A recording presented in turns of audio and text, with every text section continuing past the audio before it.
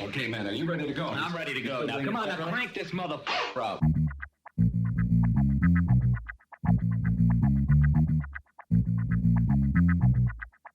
Break it down like this.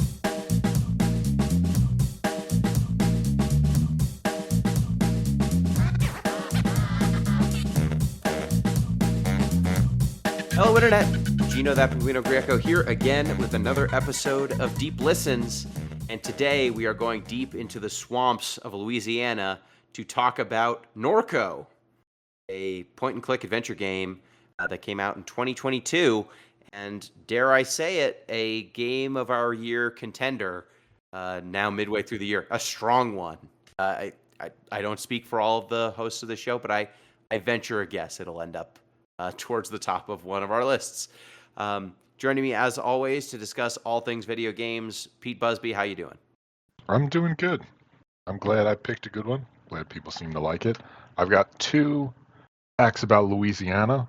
One fun, one not so fun. The first one, I'll give you the fun one first. Louisiana, only state in the country with parishes instead of counties. Fun. What's the distinction between those? Like functionally, nothing. Yeah. Oh, okay. They just called them parishes instead of counties. Prefectures instead of states, it's sort of thing. Commonwealths. Yeah, that's nothing. The less fun fact is that Covington, Louisiana, is home to, drumroll please, the world's largest Ronald Reagan statue.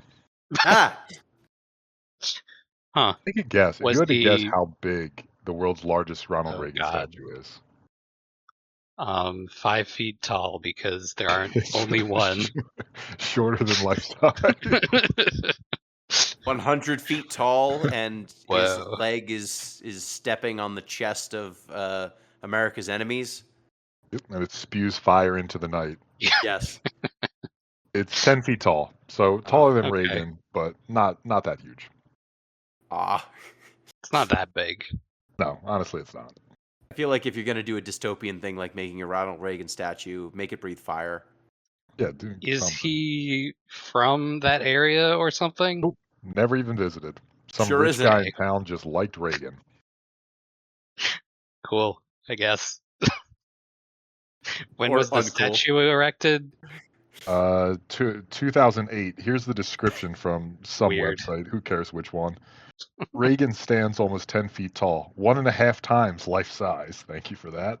Atop a 6-foot pedestal, clad in a business suit, raising his right arm in a military salute with a trademark Reagan smile on his face. He seems to be saying, "Welcome to the team, Covington."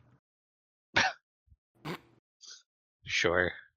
Yeah, Incredible. Well, that other voice you heard is the mistress of games herself, M. Palladino. How's it going, M? Hello, I'm M. Palladino, Game Maker M, all over the internet. You can find me talking on Blue Sky at GameMakerM.bsky.social or whatever it is, where I apologize for talking about weird furry games. It will continue. This is where I would usually mention how you can find my tabletop game work on itch.io. But if you are on the internet, you might be aware that itch has gotten some heat lately. For those Why don't you explain? who don't know, Yeah, for those who don't know, what is itch and what is the heat? So itch.io is a site where you can post your games, such as physical games or comics or books or video games. It's very easy to put just about anything you want up there. Very low overhead. And people can find it and play your stuff. I post my tabletop game work on there. A lot of people use it for various like tabletop projects that aren't big enough to do like a Kickstarter for. And recently, there's been some crackdown on itch because of a campaign to get rid of any not safe for work stuff from the internet. This The recent whole internet? the whole internet. I mean, It'll take a while. they've been choosy for where they want to target. This recent wave, which affected both itch and Steam, is coming from what seems to be a right-wing fringe movement that originates in Australia called Collective Shout, who lobbied MasterCard and Visa with complaints about the content on these platforms so that they would get dropped by their payment processors. So in the past week, Itch has shadow banned, making a lot of not safe for work content unsearchable on their website. You can still find it if you have like paid for it in the past or something. But this is anything that has been labeled with NSFW or similar tags, and disproportionately targeting LGBT people's products. So people are a little miffed about that. There's been a ongoing call to get Visa and MasterCard and PayPal and Stripe, which are the four major payment processors, to go back on what they have been cracking down on. People have been calling these payment processors pretty en masse, to the point that it seems like Visa at least has started to just lose their minds on the phone. Yeah, there's been some interesting stuff on the Blue Sky feed about that. So that's sort of what's been going down there. My work has not been affected. You can still find all my games and everything on Where can itch. people find it if they forgot? GameMakerM.itch.io or itch.io/GameMakerM, the letter M. But you should go out and download some weirder shit than my games, I think, if you have the have the capacity and you want that sort of thing, because it might not be there forever. And they've sort of been putting stuff back as time goes on. Itch is a very small company. They only have a couple of developers on their team. So they are a lot more susceptible to this sort of thing than like Steam. And Steam cracked pretty easily. So, you know, they're doing what they can, but it's rough out here. And, you know, we don't really do not safe for work stuff on the podcast. Although, let's see what I say. What the game of the is at the end of this. We've done a couple. We've done a couple, but it's not our like bread and butter. Not our wheelhouse necessarily. Not our erogenous zone, you know. It's not our it's not our kink, but No. if it's yours, you know, all this to say, like, if you want the internet to keep existing as it is, you should probably take a look at that. See what's going on with these like smaller companies. You know, get the word out. There's a lot of like call campaigns going on now, and we'll see how it goes. I will say too, at the risk of speaking this into existence, if I was a VPN company, I would have a shadow. I would have a shadow lobbying arm trying to get porn banned in various states as we speak. That would be crazy. The money they would make would be astronomical. Damn. You know, that would be it. That reminded me of something else that also happened this week. Sorry to like keep piling it on. England had Gino, do you know what's going on with this any more than I do? I don't know if which I'm thing you mean. okay. England's Let a me big country. They got a lot going yeah. on, probably. They had like a censorship law go into effect where people have to like take a picture of themselves in order to access certain websites, Oh, great. so that they could prove that they are above a certain age. Yeah, Utah's People, got something like that too, I think. yeah, yep. People are rightfully pissed about that, and there are ways around it, as you can imagine, pretty easily. People have been taking pictures of Norman Reedus in Death Stranding with the photo mode, and that has worked. That's just one of the random things going around. So yeah, it's bad out here. It's But bad you know for where it's everyone. good? Where's it good?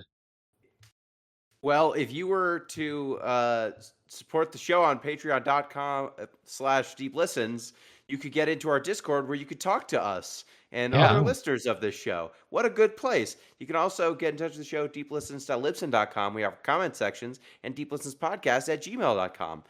And then we could read your email and respond to it, perhaps, for the show. But yeah, if you were to support the show on Patreon, you could, at the $3 tier, you'd get access to the OG Soundcast. Which, Pete, what show are you watching now? I actually got to pick this one, and it's a little bit of Oh. a branch out from some of our previous entries. But I picked Afro Samurai, actually. Hell yeah. Oh shit, you picked a show someone's seen? Yeah, someone's seen and heard of. They even made a movie. Whoa, I know. that's so accessible. If I were Finally, a something listener good. who perhaps had heard of Afro Samurai, I would perhaps subscribe to the OG Soundcast so I could hear three cool might. people talk about it. Pete, Yeah. Braden, and Chris, Zombie Pie Redacted. That would be fun. Yeah. Yeah. I wasn't gonna. A ringing endorsement. Afro Samurai is a famously black samurai. You want to hear a bunch of white people talk about it? Look, I can't control who hosts the podcast. I'm just putting it out there. Maybe I'll Fair. edit that out. Well, I'm sorry. I I'm don't sorry. call you out on the air. I'm sorry. This Japanese animated show has largely African American main characters. One, I don't know. I haven't watched Afro Samurai. I'm just saying there's like several lenses of refraction going on here. Yeah. I've asked Samuel L. Jackson to appear on the episode. If I hear back, I will update the podcast. But I would say one other plug. We've got our donation incentives for hitting 60 donors. It's not donors, subscribers to the Patreon.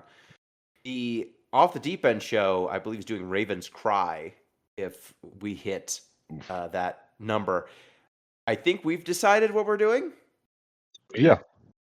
So for the main show, we will be doing Walden a Game. Oh yeah. If we hit 60 subs. I for one, I won't force any of you to join me. I for one will commit to reading the semi more famous book. Yeah.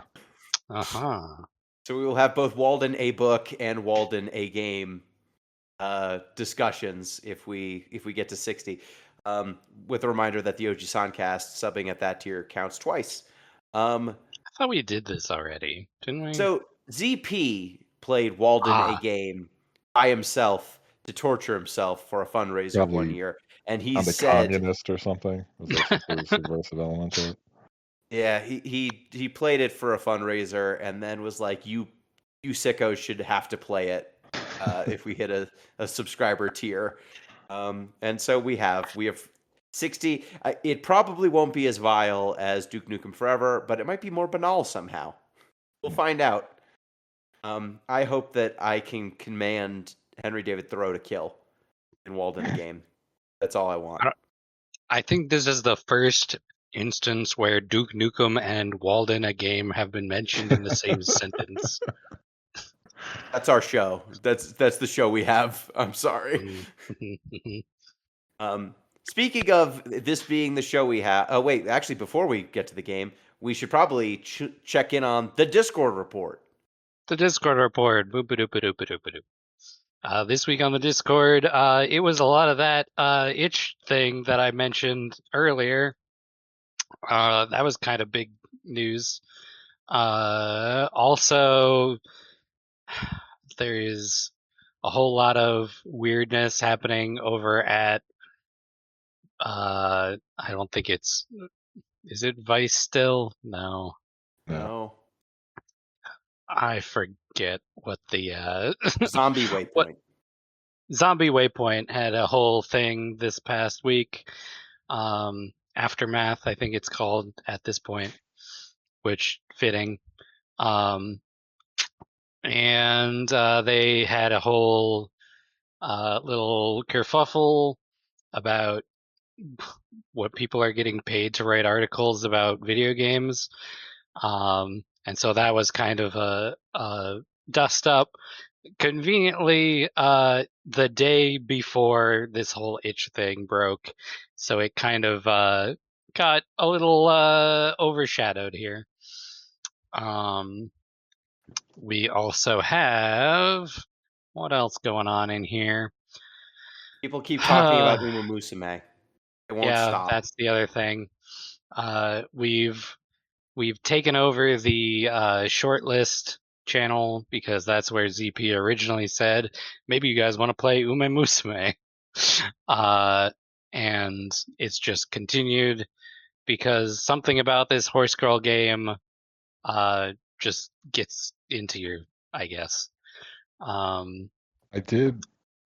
know this isn't what this horse game is about, but I read a very interesting article about how cloning is taking over the world of high stakes polo. Holy shit. Yeah, I didn't hear about that. Everyone wants the same horse. Yeah. Yeah, you just make a team of the same horse. Yeah. That's exactly what's happening. Crazy. And someone min-maxed their horse and now they're just cloning it. That's cyberpunk, baby.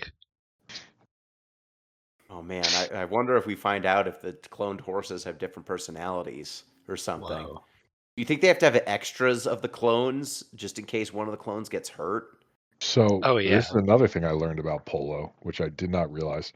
For like a polo match, one rider will go through like 16 horses. What?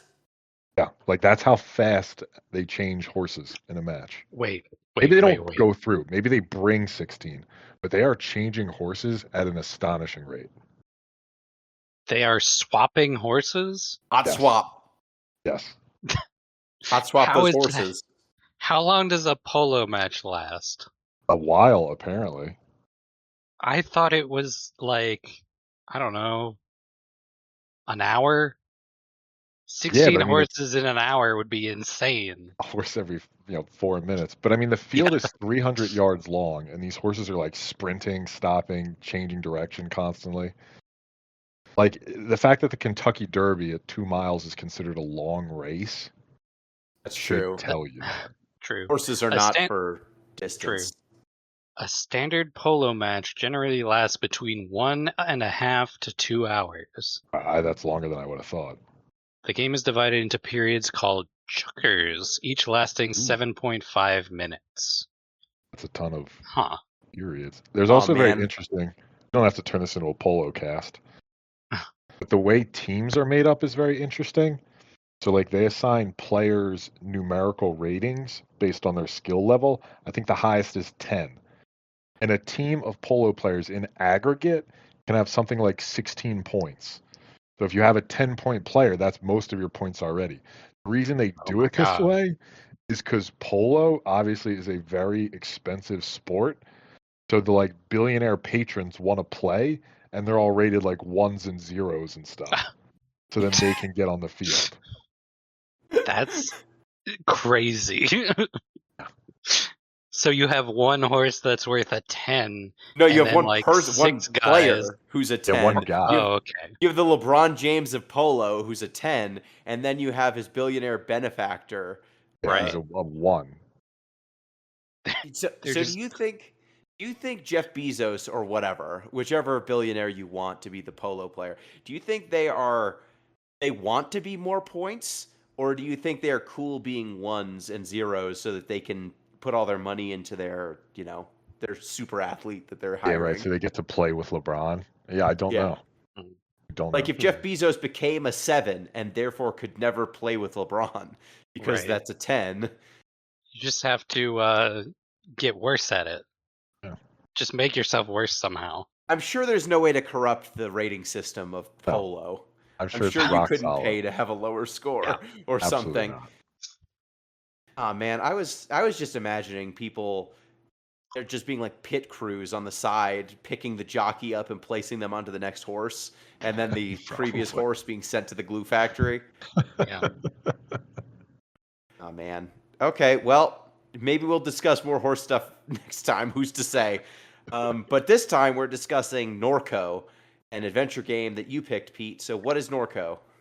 What is Norco? Norco is a point and click text heavy adventure where you play as Kay, a woman returning to her hometown of Norco, Louisiana, soon after she learns her mother has died of cancer. And from there, all sorts of crazy sci-fi rigmarole and hijinks ensue. Yeah. So this is a point and click adventure game in Norco, Louisiana. Let's start with just aesthetics. How did y'all play? Did you use the CRT filter? Did you use just the regular graphics? Any other filters that you put on this thing? How did you experience just the look of this game, M? I think I did turn on the CRT filter, and then I was like, that's a little distracting, so I turned it off. I think I played it pretty straight. Are there other settings as far as like making it look weird? I think it's just the CRT. I went CRT. I felt like Yeah. this game was trying to be a 90s point and Oh click yeah. adventure, so do it 90s style. Give me Mhm. them ugly scan lines. That makes sense. Yeah, I played with it for a little while, and I was like, I don't know if I need all that. I for one left it off. That was my decision. Okay. Does the game, M, since you played with both uh, versions, did you find it noticeably distracting either way or additive in either direction? I mean, it definitely gives you the vibe of like playing one of those old school like point and click adventure games. But I'm not someone who's like, devoted to that aesthetic. So I was fine with letting the game like do its thing without the additional bells and whistles of the filter. This game's doing a lot on its own, even without that.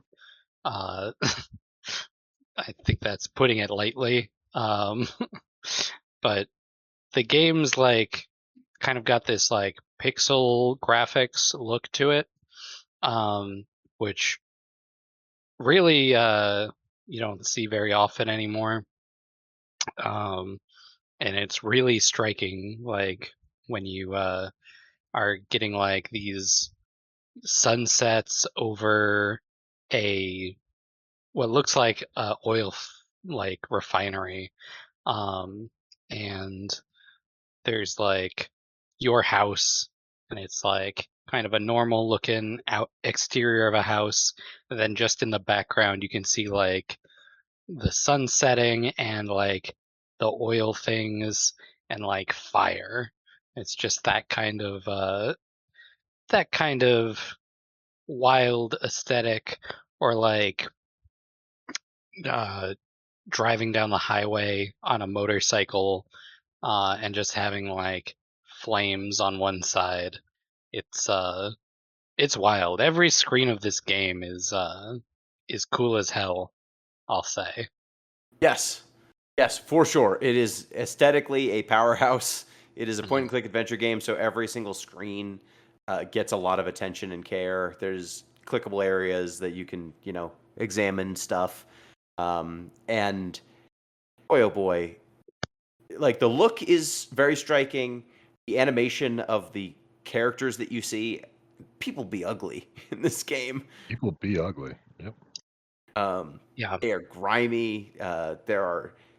We'll talk about Ditchman at some point, but the look of some of these characters and the robots, because this is a cyberpunk game in a lot of ways.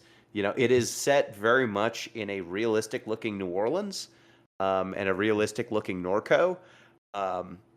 It's kind of, if it's in the future, it's very near future. Except for the robots and some of the drones and stuff. But all these looks are just super striking. Pete, what did you think of the aesthetic? I liked it a lot. I mean, I've been on record saying that I'm much more interested in a game with a distinct and interesting style as opposed to one that's going for photorealism. I just find that sort of less interesting. And it definitely hit the sort of grimy, bodged together quality of some of the best cyberpunk fiction. Like, this isn't a world in which technology's gleaming in chrome. It's oily, it's hacked together, it's sort of, just accreting around us and flying by the seat of its pants. So I loved the visual aesthetic. The other thing that really caught me is this is a game where, in a sense, people talk weird because they're talking about strange things. There's a lot of, gods and monsters among us sort of talk. But even that being said, this is one of the text heaviest games where I felt like the dialogue was the most natural, despite, again, being about weird things. Like, it resonated with me that this is a way real people would talk about weird stuff, not in the sort of like stilted video game language we get a lot. Yes. The dialogue is super naturalistic, and it spans different classes, it spans different dialects in some cases for how people talk. But each of them feels very well realized. I think the moment that really jumped to mind for me in the very beginning of the game, for how seamless the dialogue was in this thing, was when you can stumble onto a movie shoot or a TV shoot of like a cop show that's going on outside of your local gas station. Did both of you encounter that? I did. Yes. Do you remember what they ask Kay, your main character, to help with? Yeah, they're basically like, what would you call somebody who is being an asshole? And if I recall correctly, one of the potential answers was Crawdaddy Monster? Crawdad Devil. Crawdad Devil, thank you. Yeah, so the director is saying, "Hey, you're a yokel. You live here in this slum. Could you give us whatever slang you people use? Because we need to make this sound more authentic." And so he asks you for some words to say, and he's like, "So what would you call a murderer or something?" And one of the options is Crawdad Devil. And if you say that, he's like, "Crawdad Devil, that's that real shit." I just picked asshole, and he was like, "That's it? You would just call an asshole an asshole?" And he's like, "Yeah," and then he gets furious. Oh, He doesn't like that very much. When you tell him Crawdad Devil, he's like, "That's the good stuff." See, this is the stuff you trained actors don't understand, and you writers from Hollywood. And then one of the actors is like, "I'm from Texas." Like, no, just because your daddy owns a condo in Austin doesn't mean you're from the South. So yeah, you could tell him Crawdad Devil, and then he asks you what you would call murdering someone, and I said, "Send them home with the roosters." How do you like that? He loved it. He was like, Oh, yeah, "Send him home with the roosters. That's good. That's good stuff right there. That's, you know what? People in the South, poor people, they're just out here saying weird shit all the time." Mhm. And that's what we got. That's the realism we need to bring to our show. It's great. I just loved people just say weird shit. The game too is like, for all its wild craziness, it is very funny in parts. There's a part yeah. later on where you basically go to a cult meeting, and the cult chieftain, whoever, gives a great big speech. And he's like, "Does anybody have any questions?" The only questions are, "Yeah, what up with our dumb shirts? I don't like wearing these." Why does our cult attire suck so bad? We can't go one into made- this. Go into space looking like we work at Best Buy. I know. Like- That made me audibly laugh. Yeah, and I can't emphasize enough. Like, they use a bunch of real locations, real brands, and stuff that really ground the game and make it feel very near future. Like, there's a section where you go to a gas station. The gas station basically is just a normal gas station, except there's a PDF. There's like a touch screen behind bulletproof glass that is the teller. But otherwise, it's a shitty gas station that's completely recognizable. And it's one of the more, I feel, might end up being one of the most accurate depictions of what our near future is going to look like. It's going to be the same crappy infrastructure that we've been dealing with our entire lives, except there's going to be some AI teller that is impersonal and terrible in its own way. But otherwise, it's just going to be the same thing. Like, scan your own dog food that you're buying, and then a robo teller will snitch on you if you try to steal it. And if you try to ask it any questions, it will just go to a corporate script. And that's kind of all over this game. Is different instances like that. It's really cool. It is. And then interspersed with like these sort of near future touches, you just get in like a fist fight with a local meth dealer, it seems like. He works at the gas station. Yeah, but I think I mean, that guy, or he might also be dealing drugs. Yeah, I think he also deals drugs with your brother. He used to work at the gas station until he got replaced by the iPad. Right. Did you beat him up? I beat him up. Yeah. I beat him up, and then I got an achievement that called me a class traitor, and I was like, I didn't know that was. I didn't know that was the issue. I was just beating him up because it seemed like the thing he would respond to. Yeah, he seemed like kind of a dick. I mean, he didn't seem to be He didn't seem to take negotiations. His argument was like, "Go get me drugs, and then I'll let you go into the gas station." And I was like, "I don't." You seem like a jerk. You're just gonna take my drugs. You beat him up with what basically amounts to a game of Simon. Like, you have to.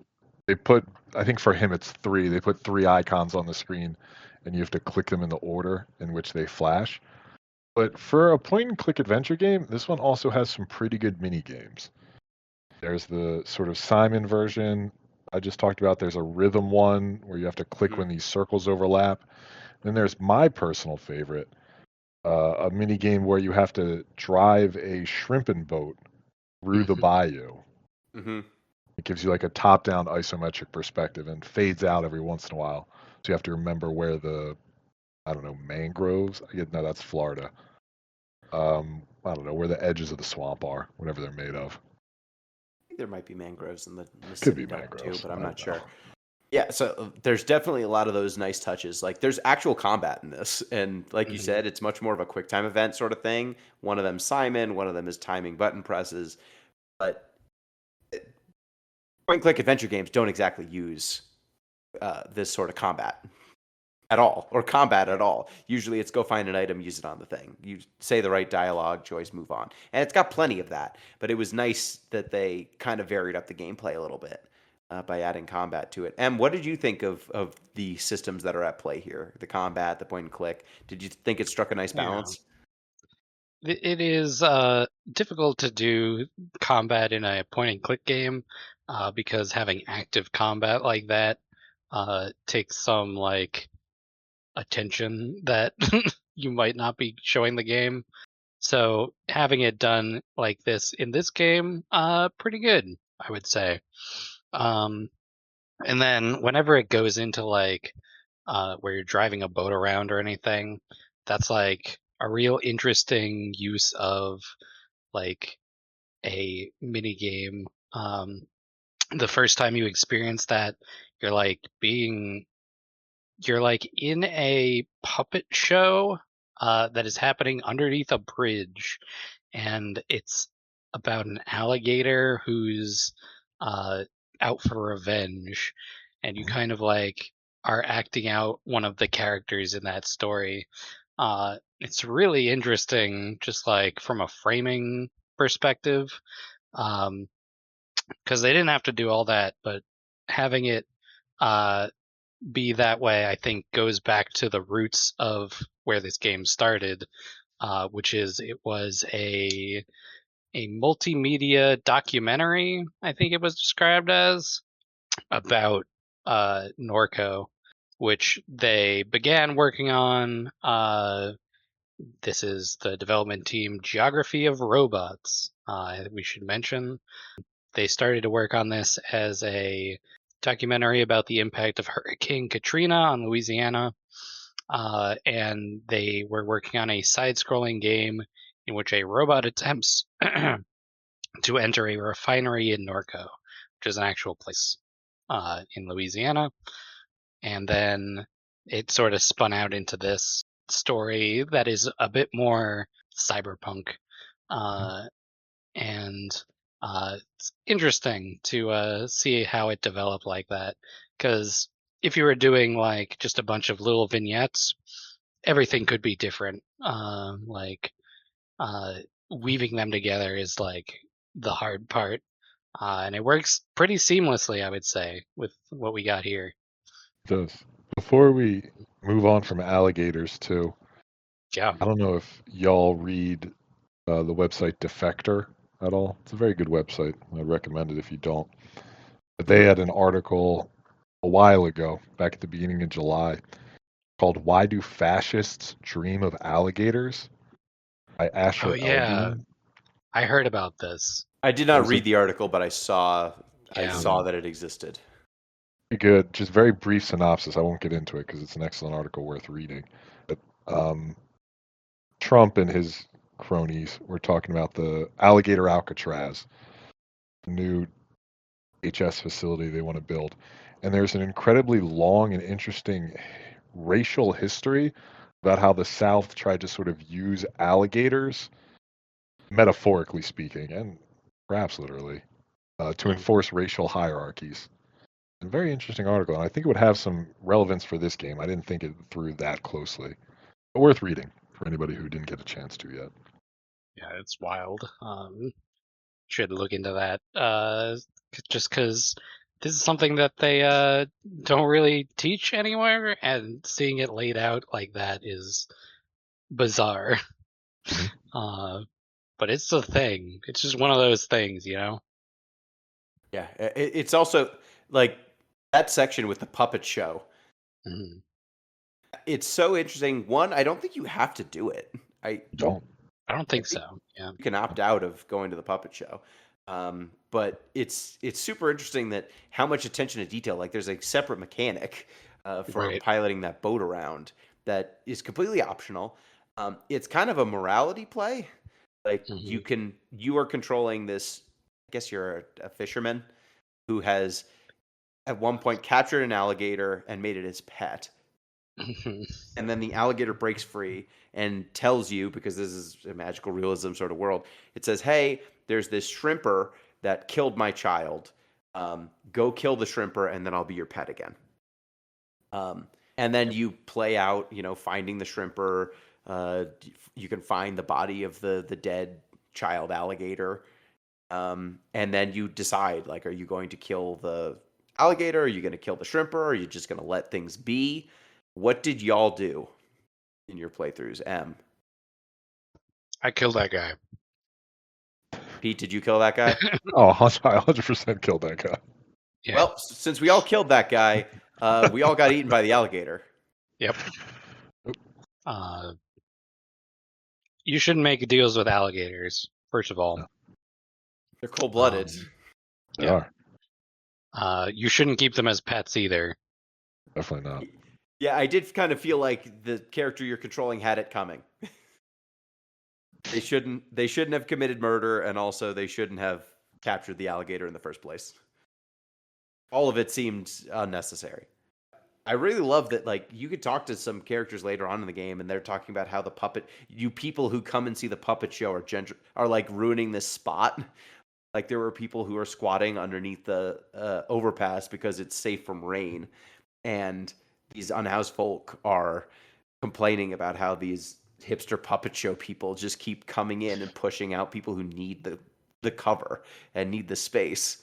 And like the whole narrative, like that whole little narrative of this space that you don't need to interact with hardly at all. It has almost no plot relevance. Is super cool. Were there any moments like that that jumped out to you, Pete, of kind of the world adding believability and verisimilitude? There's one that I don't think works nearly as well as the puppet show, but I did kind of like it anyway. So you convince a guy on the street to eat a hot dog that is very old and should not be eaten. And he does. That guy is so funny. You can then meet up with him later in front of a bar, and he'll start telling you about how badly this hot dog messed up his stomach. And, more or less what happened with the explosive intestinal distress he had. And if you keep telling him, like, go on, go on, go on, he will tell you in detail about what happened for paragraphs. It is a long, long story. And I mean, I listened to most of it. I don't know that I got to the end. But this is another interaction, completely optional. You didn't have to talk to this person, I think, either time. But if you want, you can listen to read. You can read a very long story about a man pooping his pants, basically. Or pooping a limo, I guess would be more accurate. Yeah, I went to the end of it. That was wild. And you get to the end of it, and he's like, "You're a freak. You're a pervert or something." Why do you want to hear this? Just because I do. Why do you want to know so bad? Just cause? He checks with you multiple times as it gets progressively worse. He's like, "You still want to hear this shit?" Yeah, that's incredible. Yeah, I do. I recommend listening to that whole story. I really enjoyed. Did you have any other things that you remember very fondly that you want to call out? Because I've got one. Did you? I don't know if this is a necessary character for you to pick up. Did you get lucky before going into the refinement facility? Sure did. Yeah. He's an interesting guy. He is someone who is apparently blowing up like oil pipelines. And he's just some random weird I don't think he is not the ditch man, but he is also kind of a ditch man. It's like a bayou eco-terrorist, I guess. Yeah, there's multiple ditch men in this game. Except Lucky doesn't seem to like. He doesn't. His ethos is he just likes blowing things up. Like he's like, I got no problem with this oil company. I just like blowing stuff up.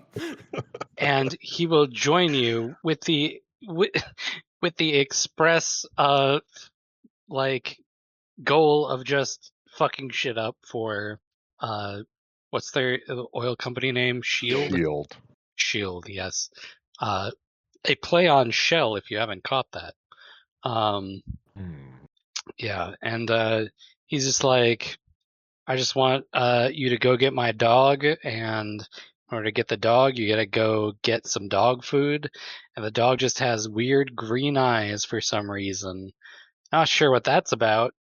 And then when you get into the oil refinery, Lucky's got some grenades that he bought from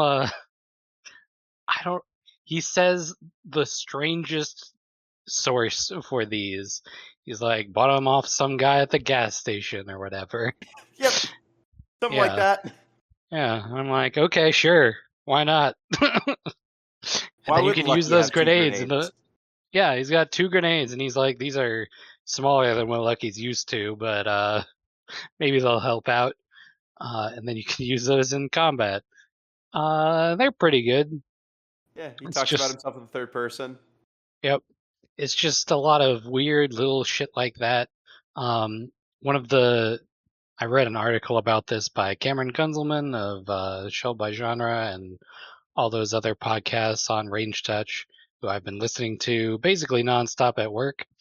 And he points out when you meet the detective in the bar, uh, he's like, "I'll tell you about what happened to your mom, but I need you to buy me a beer."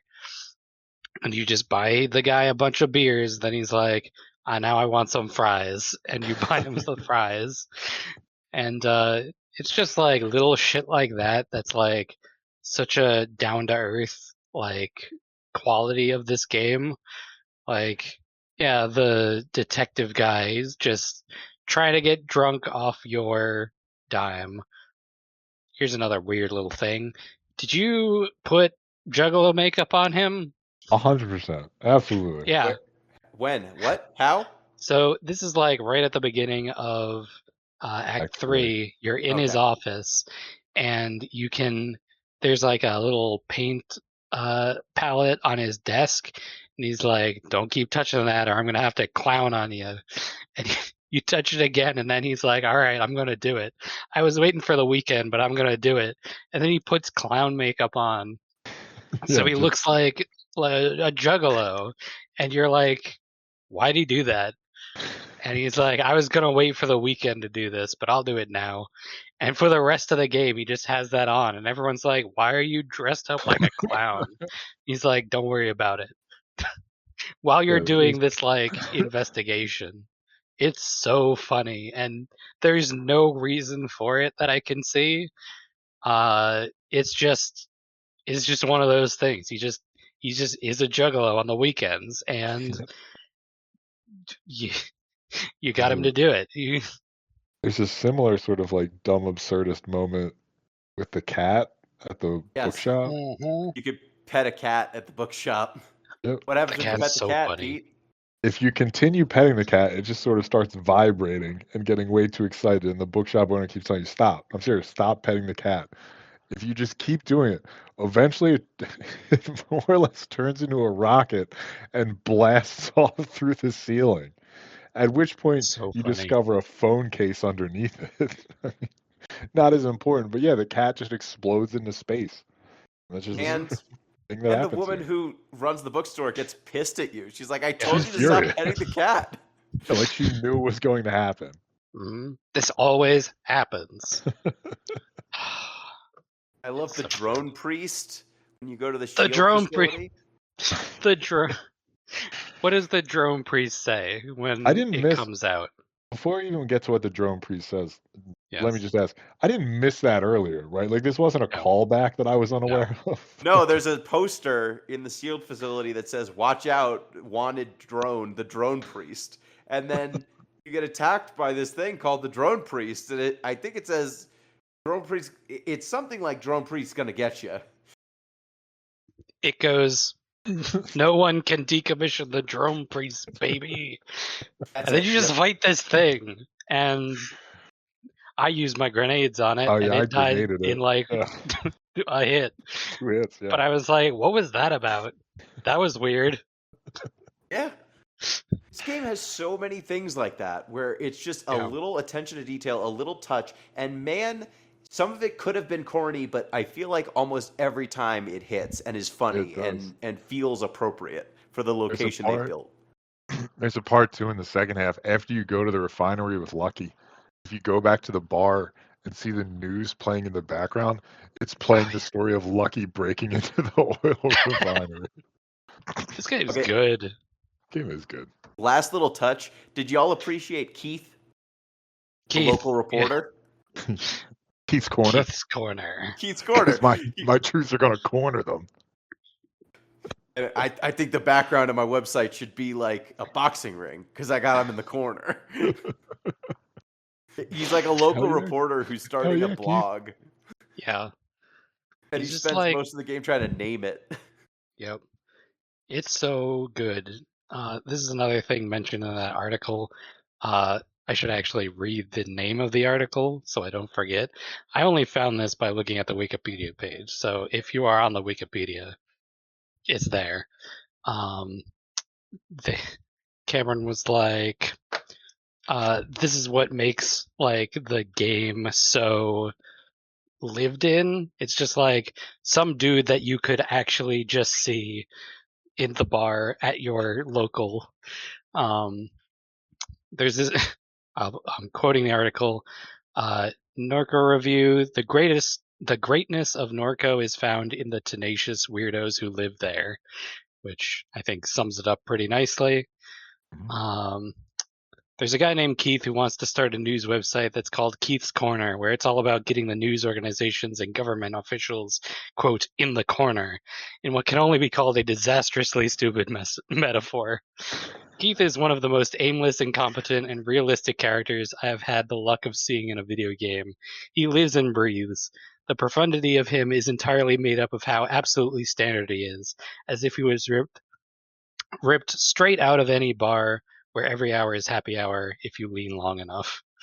It's like, ooh, that's the good shit. And then later on, there's a screenshot of Keith in the ring, uh, where he's doing Keith's news alert, and he's like got his fist up. Um, yeah, it's just it's shit like that. It's Yeah, good shit. game's really well written. It's probably this Mm. might be the best written game we've played. I feel Oh like yeah, if it this isn't, it's close. Better than yes, Duke Nukem Forever? Yes. it's close, but you know, Comparable, at least. So we've been discussing kind of some of the vignettes we really enjoyed, but I think another thing that makes this game so potent is how it uses Norco, Louisiana as a place. mm, Um, mhm, so for those who don't know, yes. what is it about? Like how accurate to Norco? Like we said, this kind of started as a documentary project and then became a game and kind of became Mhm. Magical Realist. But how true to life is the setting? I cannot speak to the actual Norco, Louisiana, because I'm a Yankee. I'm a New Disgusting. Yorker at heart. So I have Disgusting. never been to Norco, Louisiana. But let's see here. So there is an actual refinery in Norco, Louisiana, which is a real place. Um, the game is based around. There's a lot of talk about an explosion that happened at the refinery, Norco, Louisiana, from the shell plant that is there, which is a one-to-one with the one that is in this game. Um, so in 1973, there was a explosion due to there was like a leak from the pipeline, and it was running along a community street, and it released like a cloud of gas that traveled down the street, and a 16-year-old was mowing the lawn, and a spark from the mower caused that cloud of gas to ignite. He and the person whose house who he was mowing for uh, died in the explosion, and it started a fire. This was Leroy Jones, and it was Helen Washington's house. Um, Helen Washington died immediately. Leroy Jones died a few days later in the hospital, and her house burned down. And it is claimed, uh, it is unknown exactly how much the victims' families were compensated for their deaths. Several citizens claim that relatives of Helen Washington received $3,000 for her destroyed house and the land surrounding it. citizens claim that the mother of Leroy Jones was paid $500 for the death of her son. And that's the first one. 15 years later, in 1988, there was another explosion when a catalytic cracking unit of a oil and gas refinery exploded. Let's see. It released approximately 17,000 pounds of hydrocarbon vapor for approximately 30 seconds, and it was likely caused by the superheater furnace, and damage from the explosion radiated 1 mile from the center of the explosion, and debris could be found as far as 5 miles from the center of the explosion. It released 159 million pounds of toxic chemicals into the air, which led to widespread damage and the evacuation of 4,500 people. And it was declared a state of emergency. A fire burned for 8 hours at the oil refinery before it was brought under control. You could hear it for 25 miles away in New Orleans. And there were how many fatalities? Doesn't say, but you can assume it was not Wasn't good. great. It wasn't great. Yeah. So this is a ongoing problem for Norco, the actual place. This is also a area that was heavily impacted by Hurricane Katrina and other hurricanes in the last 20 years. So it is a poor community. It is predominantly black cultural and unsupported by the greater Louisiana infrastructure.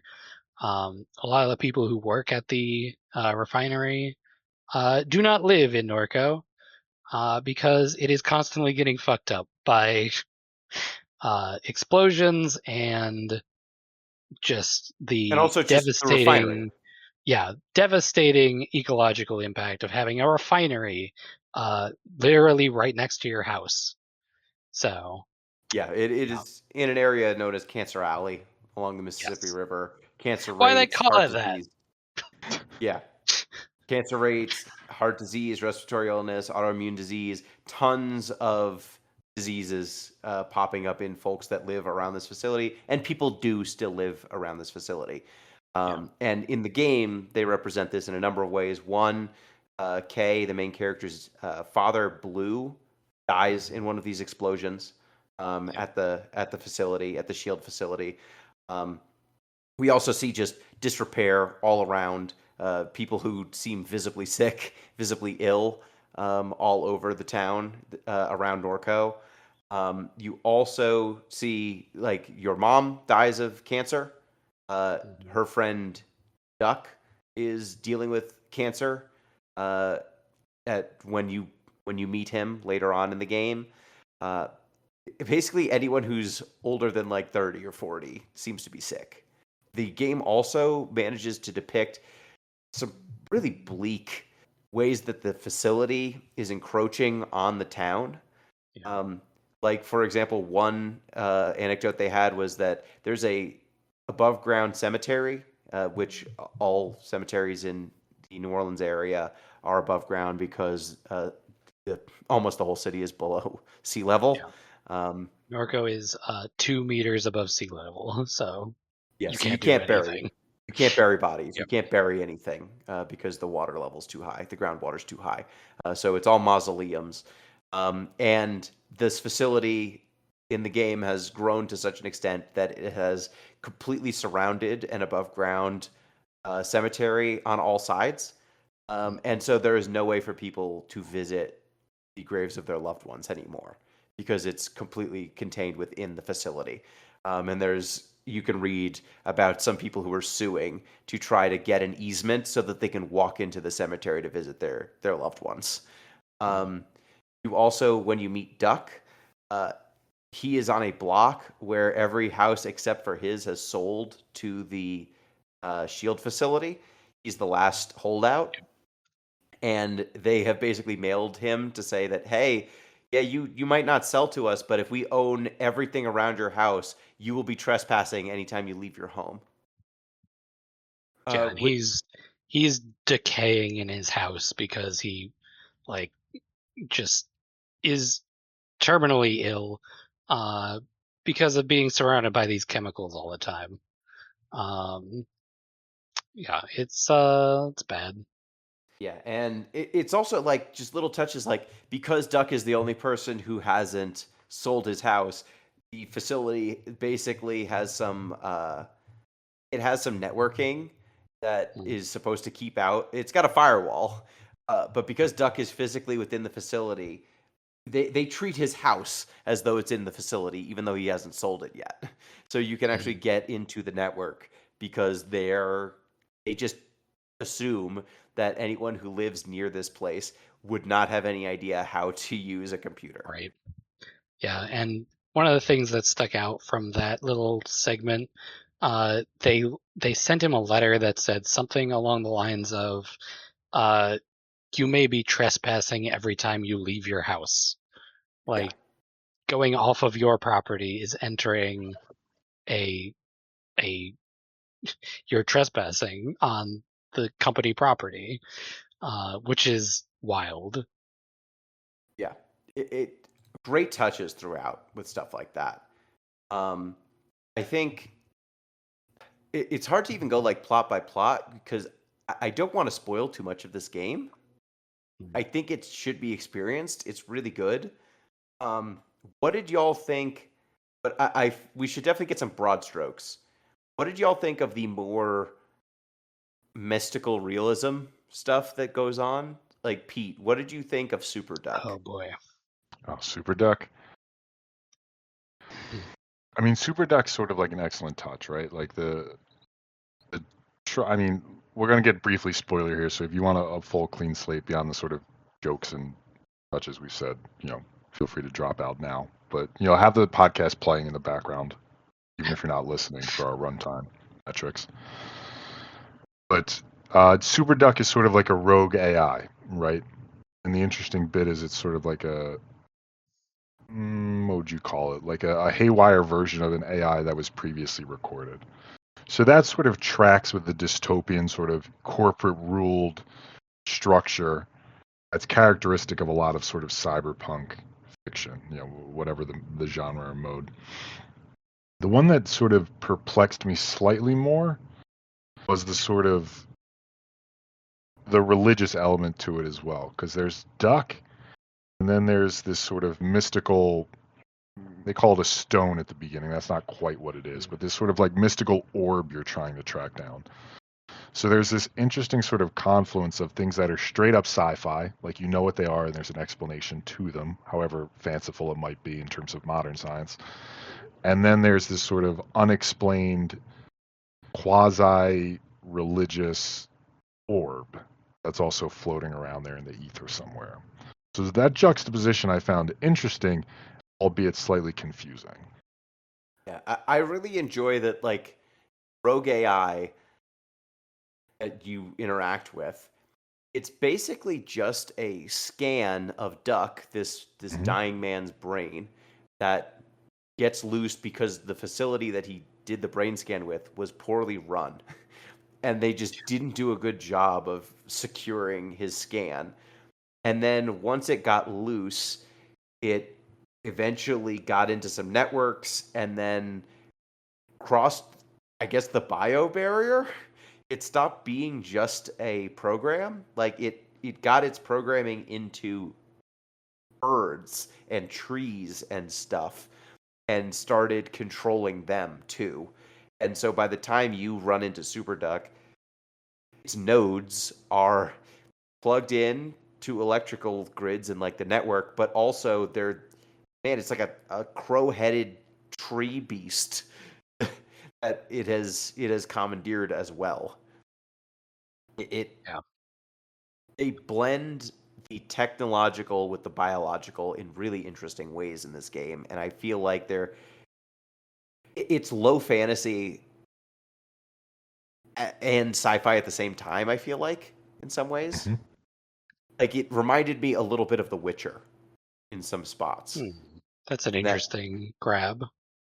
How do yeah, you because mean? how do I mean is like in The Witcher 2, like a lot of times there are stories of mystical creatures that are astonishingly human in but at the end of the day they're these I'm trying to think of some of the anecdotes like or some of the stories they have on the side where it's a mystical creature but it's really just because like some dude was a rapist or something and Mhm. because he perpetrated some crimes x number of times they created a monster of some kind. Like it's ordinary human actions that, because they're in a world that is low fantasy and mystical in some way, their consequences spiral out into something mystical.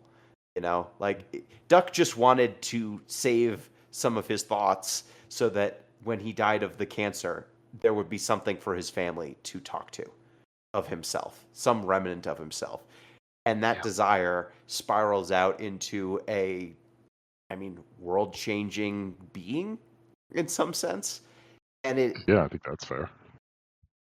it is entirely happenstance and it's entirely unintended consequences. But the consequences here, I could imagine another game where it's purely an AI. I could imagine one where the story goes a completely different way and there's no ramification here. But the way they chose to spin it was so big and so ugly and gross. Like Super Duck is a disgusting thing to look at. It's grotesque. Um, and they take the idea of saving your brain and living eternally and make it grotesque in a way that's visceral, in a way that it's not just it's showing you a very new way of making that grotesque. Mhm. It gives you a morality into whether the saving your mind or doing something like that would be morally acceptable, and it makes it unacceptable in a way I've never seen before. You know, Yeah. like It's I would also never have thought that was even a possibility. yeah. It's unintended consequences too, but like it's only unintended insofar as like, look, we didn't know exactly what the result of our corporate malfeasance was going to be, but you could have envisioned that shoddily running your brain scan and upload company was going to have some sort of consequences. So it's that usual dodge where it's just like nobody could have seen this coming. And you're like, yeah, maybe you couldn't have seen, Super Duck coming, who could have, but you knew this was a problem. Now it's come home to roost in a literal Uh, killer bird AI. Yeah. So while I was playing this, I was thinking a lot of uh, William Gibson's Neuromancer Hmm. and the Sprawl and all those. Uh, the Sprawl trilogy is the full thing. Mostly because I was just listening to Chill by Genre as well, as I mentioned earlier. Um, and this is uh, kind of a thing that people have been grappling with since the 80s, uh, where we have a we have to look at what artificial intelligence is going to become, and if that starts to kind of involve the greater world, what is going to happen to the world at large. And in Neuromancer, the titular Neuromancer starts to like manipulate people in order to basically put one over on its brother AI. Um, and in this one, Super Duck is basically like putting jobs out on a market like Craigslist kind of thing, and people are doing the jobs because there's no other work, and they're like just doing strange things that make seemingly no sense to them or the people that they are doing them to, uh, but it's leading to a greater thing that this AI is sort of constructing, and so it's Yeah, this is like It's like SuperDuck is an AI that's putting out Craigslist ads. right. Yeah. And how Um, it is manipulating the world and growing in power is by hiring people via Craigslist and paying right. them in crypto that it made. Yeah. Yes. Uh, which pretty prescient, I would say. Yeah. Yeah, I don't this game, when did this first come out? 2021, 2022. Oh, okay. So it was like right on the cusp, I would say. Um but it was conceived of way earlier. I think it started in like 2015. And this is like scary because it's kind of like how things have turned in our real world. Mm-hmm. Getting paid crypto to do weird nonsense for an AI. Quasi-legal Craigslist ads, and then it pays you just enough so that Right. you can accomplish the tasks and walk away with like 20 extra bucks. Hmm. Not much more. So it Yeah. keeps the people who are doing these tasks dependent Oh, on it. yeah. We should mention who is doing the actual work in these sections. Uh, you are in the current timeline playing as Kay, who has returned to Norco because her mother has passed away.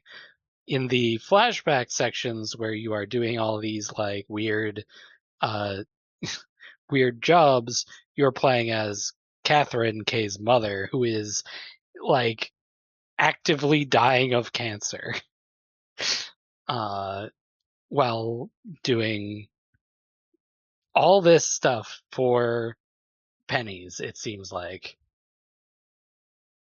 uh she is like climbing staircases and running all around town and eating weird gross hot dogs sometimes. She doesn't She eat it. doesn't She act, convinces she other doesn't people eat to it. eat it. Yeah, she talks someone else into it. Um and she looks like uh she is about to die. Um and it might have something to do with the fact that she saw Super Duck like in person, and there was a lot of radiation involved with that. That I mean, I think she's dying because she lives in Norco. Well, yes, that too, but also doesn't help to have that exposure. Probably not. No. Yeah. Um, yeah. So that might be a little more spoilers of late game stuff, but you kind of know what's gonna happen. She's gonna die at some point. Oh yeah, she's dead Um, in the present. You're jumping yes, back from the past to the yes, future and back and forth. right. I mean, I, another like touch the cult that you deal with, Oh my God, we didn't even talk about the cult yet. the Garrett's? Oh, fuck. Garretts. The Garrett's. What's going on with the Garrett's? So there's A a lot. cult. Catherine has to try and steal back this orb that she found from a cult that is run out of an abandoned mall. Mhm. The cult seems to be a mix of loser gamers and white supremacists, I would say.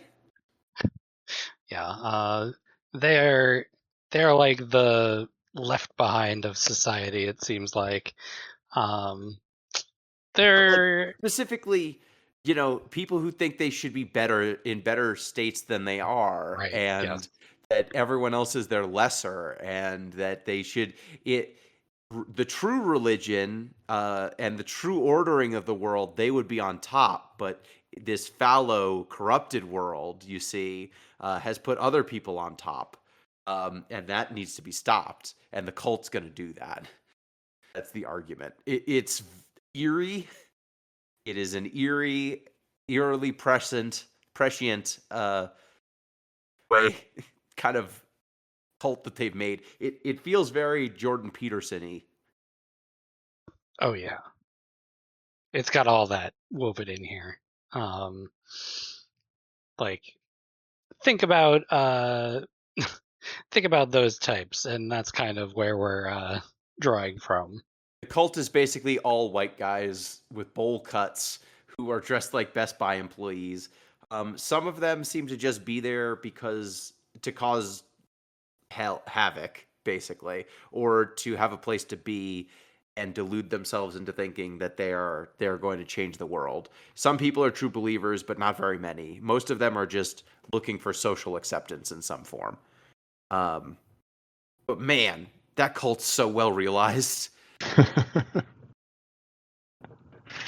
Yeah, What did you think they're of the all cult? yeah. I mean, the part that I like is when you go talk to them, they're all sort of like so prosaic and just basic loser dudes. Why are Like they all named Garrett? I forget. I mean, the line I remember is the cult leader's basically complaining. He's like, "Look, you wanted me to call you all Garrett. I call you all Garrett. Yeah. Like, just get on Yeah. board." It seems as though there was a guy named Garrett, and he didn't make the cut, and so everyone else was like, "Now we're Garrett, and you're Gooch."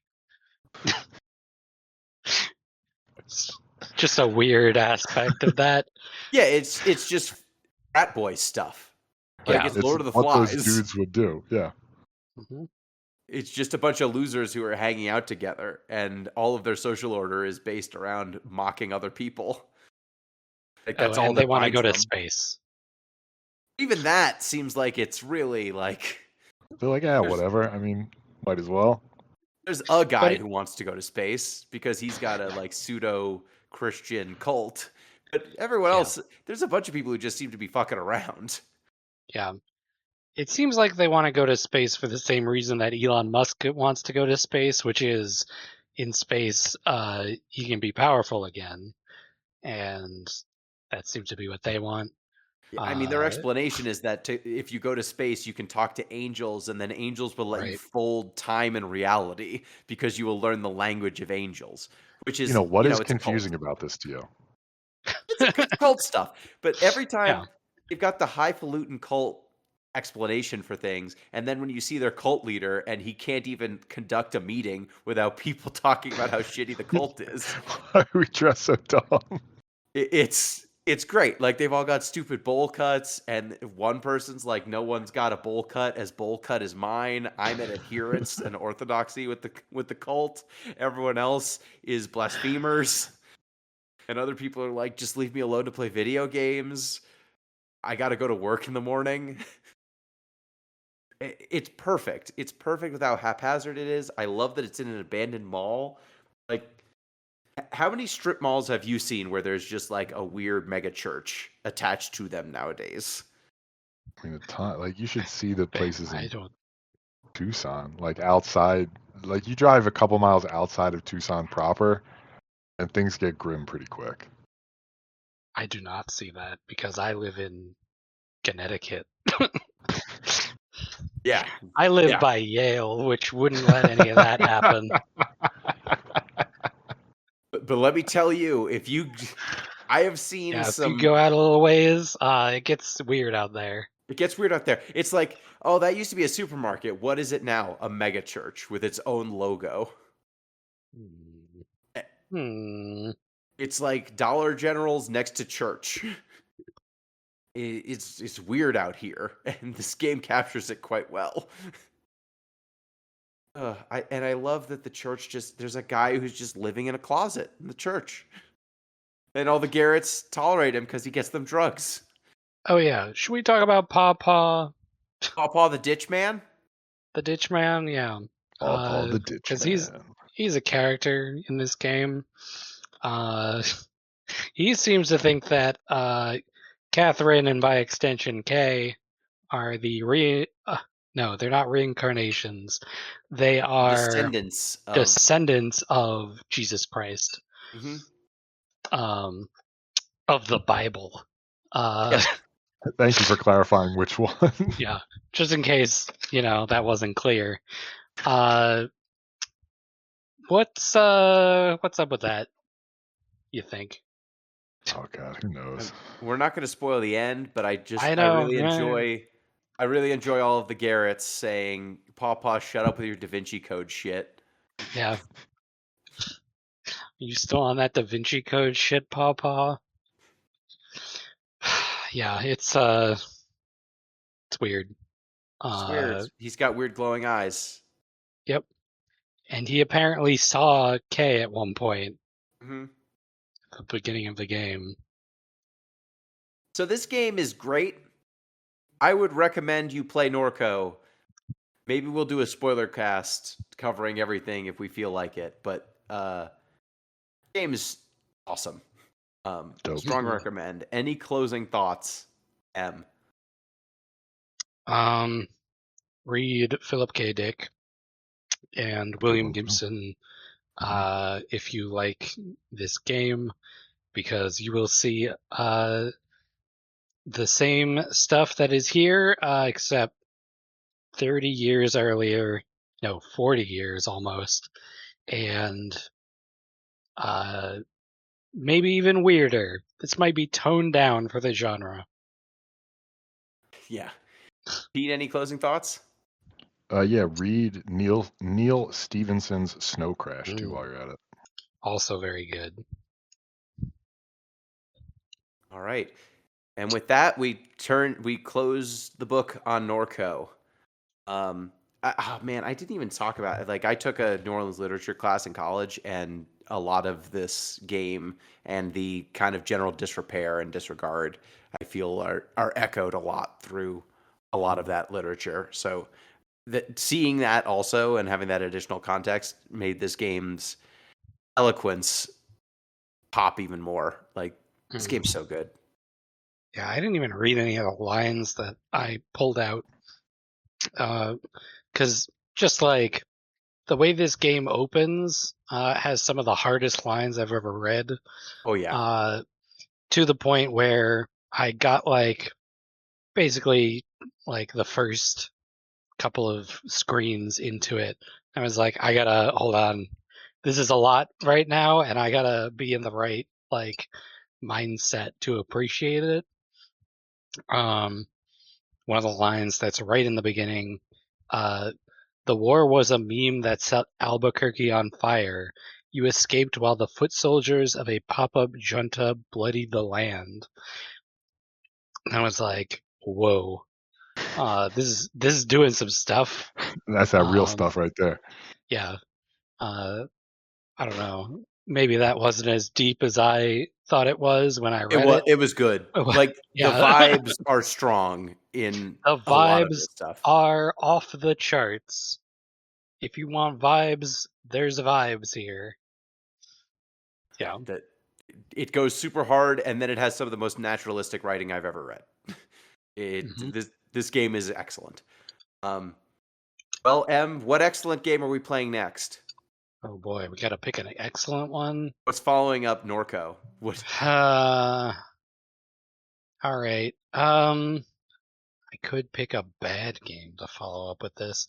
You know what? Do it. A terrible game.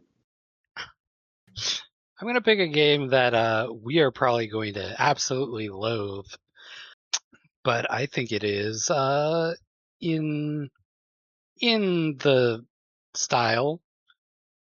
Yeah. I'll just go for it. I'm going to pick Death Stranding. Oh, God. If you want a game with vibes, this is a game that has vibes. They might not be good. You chose And violence. We're probably gonna hate playing this game, but it's in the zeitgeist right now because Death Stranding 2 just came out. There's a director's cut. My goodness. I'm gonna be playing the director's cut because that's the one I got for like $3 or whatever. You could play whatever version you want. I don't mind. Oh, God. Okay. Yeah, Next we're gonna up is Death Stranding. Hideo Kojima's Death Stranding.